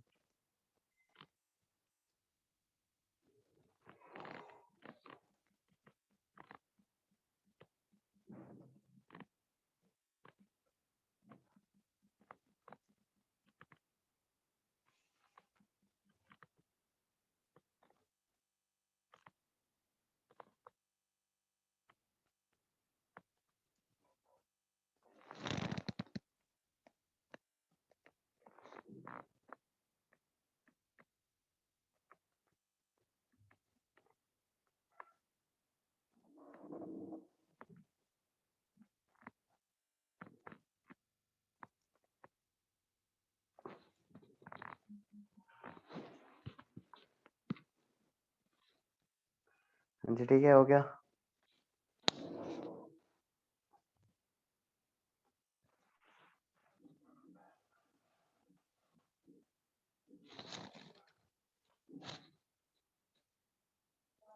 लिख लिया सबने?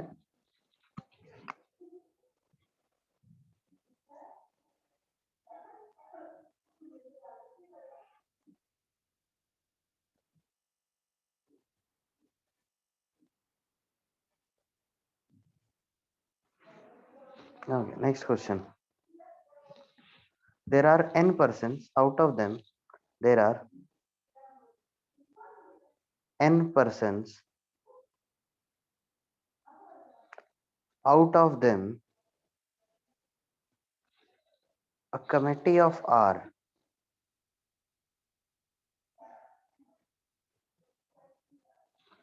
is to be formed. Is to be formed. First, find the number of ways. बताओ क्या आएगा? जल्दी बताओ, सीधा आंसर है एकदम, बोलो। सर्वेश करेक्ट। अरे और कोई? ईशान करेक्ट। हाँ सही है, NCR.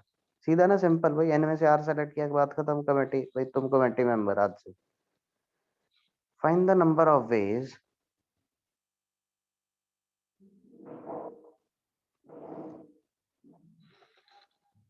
if m particular persons, if m particular, वही क्वेश्चन वही है, बस इसमें कंडीशन लगा रहा हूँ। Find the number of veg if m particular persons are not to be selected, are not to be selected। बोलो आंसर, जल्दी से बोलो। ठीक है। ईशान प्रशस्त करेक्ट, सर्वेश नॉट करेक्ट, सोचो दोबारा। हाँ हर्ष करेक्ट, संयम करेक्ट, गुड। नहीं, Sarvesh not correct, Prashant correct, Harshad correct, good. देखो टोटल यहाँ पे कितने लोग हैं, एन लोग हैं।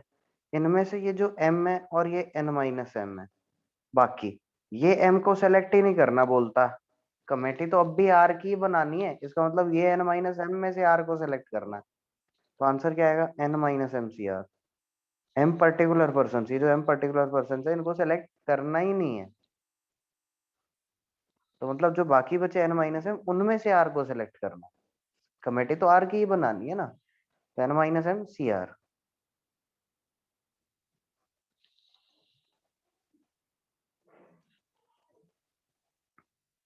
Next, if m particular persons,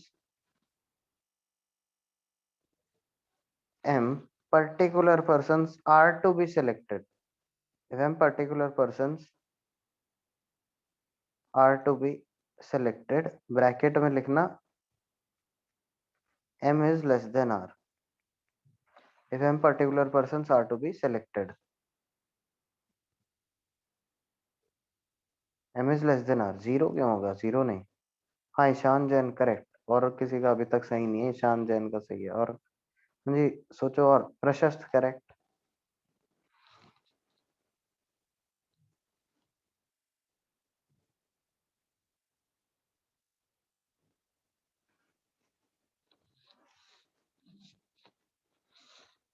प्रशस्त करेक्ट, और कोई?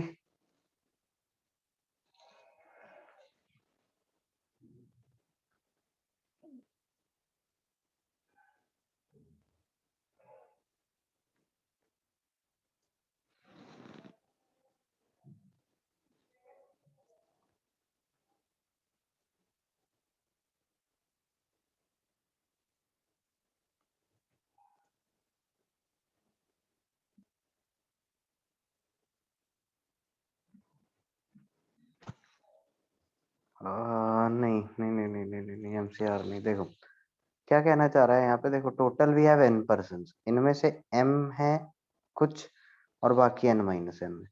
तो ये जो m पर्टिकुलर पर्सन है ना, बोल रहा है इनको तो सेलेक्ट करना ही है,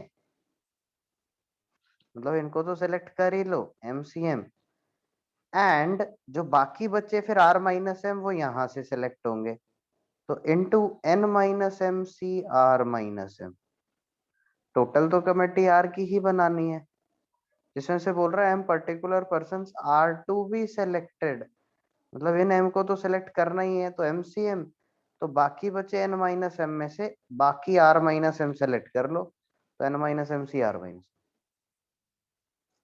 ठीक है, क्लियर है?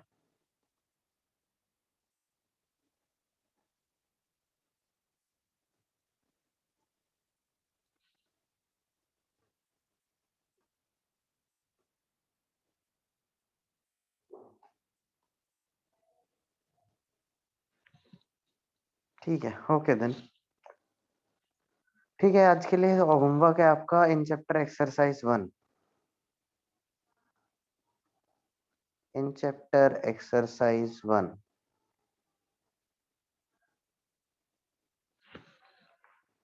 इन चैप्टर एक्सरसाइज 1 नोट्स, हाँ नोट्स भेजता हूँ।